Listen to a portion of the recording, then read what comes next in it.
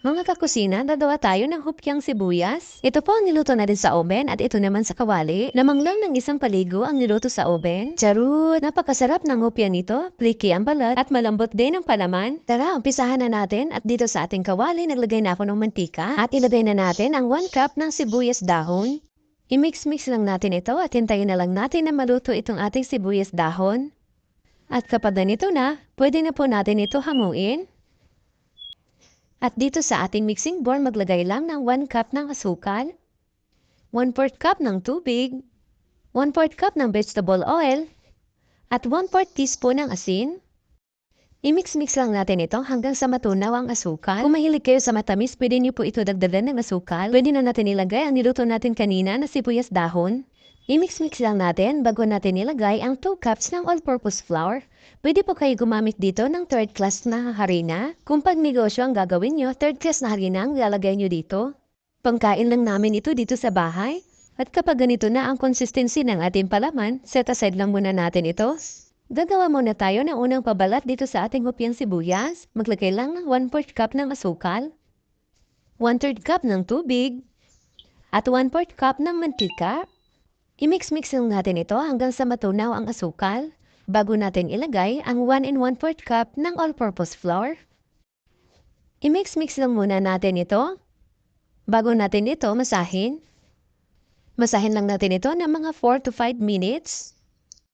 At kapag okay na, iset aside lang natin itong ating dough sa unang pabalat. At gagawin naman natin ang ating ikalawang pabalat. Maglagay lang ng 1 cup ng all-purpose flour at 1/3 cup ng mantika. Dito sa recipe natin, pwede po kayo gumamit ng third class na harina, first class or yung bread flour. Kaya kung medyo basa ang dough, magdagdag na lang kayo ng konting harina. Magkaiba kasi ang absorption ng harina na ginagamit natin. At kapag ganito na, pwede na po ito. I-flatten muna natin itong ating unang dough or unang pabalat natin. At ipalaman natin dito ang ating pangalawang pabalat o second dough.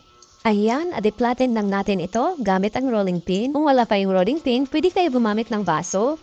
Or i-flatten nyo na lang gamit ang kamay. Malambot naman ang dough natin. Matapos natin itong ma-flatten ng mabuti, i-roll lang natin. Hatiin lang natin ang dough, medyo malaki kasi. Matapos natin ito i-cut, i-sealed lang natin ang dulo. At i-roll lang natin ang natira pa nating dough.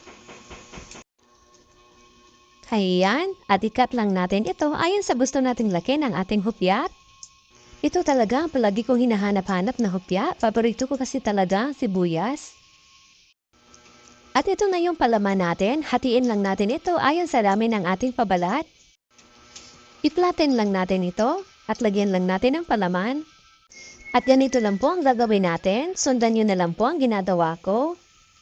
At kapag ganito na nabalot na natin ang pabalat ng ating palaman, i-flatten lang natin ito. Tsaka natin ito i-fold. Ayan, ganyan na po kadali ang paggawa ng tinupi na hupya. At gawin lang natin ito sa lahat. At para sa ating engquash, maglagay lang ng isang itlog. At konting yellow food color. Depende na sa inyo kung gaano kadami ang gusto nyo ilagay. At i-mix-mix lang natin.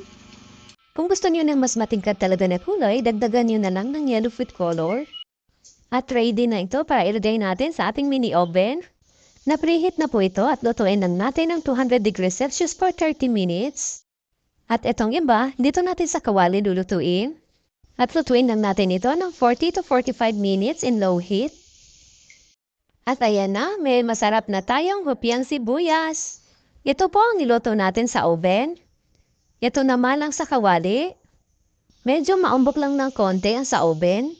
Pero pareho lang naman na masarap. Flaky ang balat at malambot ang palaman. Napakadali lang gawin nitong hupyang sibuyas.